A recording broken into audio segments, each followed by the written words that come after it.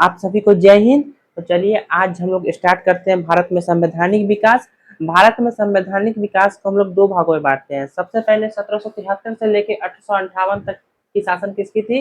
British east India company की शासन थी। और 1858 से लेकर 1947 तक किसकी शासन थी? तो महारानी का शासन था। 1858 से लेकर 1947 तक महारानी का शासन और 1773 से लेकर 1858 तक इसकी शासन ब्रिटिश ईस्ट इंडिया कंपनी की शासन। अब बात करते हैं कि 1773 का रेगुलेटिंग एक्ट क्या था। 1773 के रेगुलेटिंग एक्ट में बंगाल के गवर्नर को गवर्नर जनरल ऑफ बंगाल कहा जाने लगा। बंगाल के गवर्नर को गवर्नर जनरल कहा जाने लगा। और ये पहले गवर्नर जनरल किसे बनाया गया? तो लॉर्ड वारेन हेस्टिंग्स को बनाया गया। इस बात को भी ध्यान रखिएगा, पहले गवर्नर जनरल का नाम क्या हो जाएगा? लॉर्ड वारेन हेस्टिंग्स हो जाएगा। और मुंबई और मद्रास को कलकत्ता के अधीन कर दिया गया। इस बात को भी ध्यान रखिएगा। कलकत्ता में सुप्रीम कोर्ट की एक स्थापना की गई जो कि 1774 में की गई थी और 1773 की रेगुलेटिंग एक्ट के हिसाब से की गई थी। इस बात को भी ध्यान रखिएगा। कलकत्ता में एक सुप्रीम कोर्ट की स्थापना की गई थी। कब? 1774 में की गई थी। और सुप्रीम कोर्ट के पहले मुख्य न्यायाधीश का नाम क्या था? तो एलिजा इम्फे। कौन था? तो एलिजा इम्फे मुख्य न्यायाधीश थे और 3 अन्य जज हो जाएंगे, तो चैम्बर्स, लिमेस्टर और व्हाइट। इस बात को भी ध्यान रखिएगा कि कलकत्ता में जब सुप्रीम कोर्ट की स्थापना हुई थी 1774 में, तो उसके मुख्य न्यायाधीश का नाम क्या था? एलिजा इम्फे। और 3 अन्य जज का नाम क्या हो जाएगा? चैम्बर्स, लिमेस्टर और व्हाइट नाम जज हो जाएगा। अब बात करते हैं कि कंपनी के जो अधिकारी सब थे उस पर रोक लगा दिया कि आप रिश्वत और उपहार नहीं ले सकते हैं, मतलब आप घूसखोरी नहीं कर सकते हैं और आप उपहार नहीं ले सकते हैं। इस पर बैन कर दिया गया था। कौन? 1773 में ही। तो 1773 का मेन टॉपिक क्या था?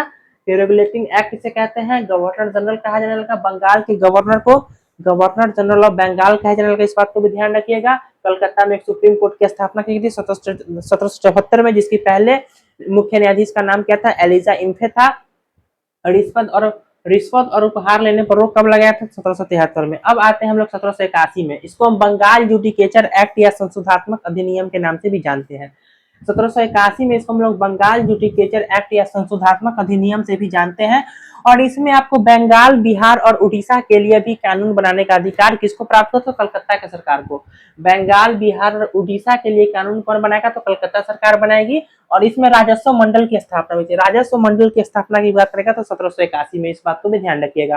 अब बात करते हैं कि 1784, मतलब इसको हम पिट्स इंडिया एक्ट के नाम से 1784 को हम लोग पिट्स इंडिया एक्ट कहते हैं। और गवर्नर जनरल को परिषदों की संख्या कितनी? 4 से घटाकर 3 दे दें। इसमें गवर्नर जनरल की परिषद की संख्या में 4 से घटाकर 3 कर दी गई थी। द्वैध शासन अगर प्रारंभ कहेगा तो 1784 का पिट्स इंडिया एक्ट, अगर समाप्त कहेगा तो कब हो जाएगा? 1858, मतलब 1858 में ये समाप्त हो जाएगा द्वैध शासन। और स्टार्टिंग की बात करेगा तो कब? 1784 में द्वैध शासन स्टार्ट। कंपनी के लिए बोर्ड ऑफ डायरेक्टर का गठन किया गया था और वार और विधि के लिए बोर्ड ऑफ कंट्रोलर का गठन किया गया था। इस बात को भी ध्यान रखिएगा। अब बात करते हैं कि 1793 का चार्टर एक्ट क्या है?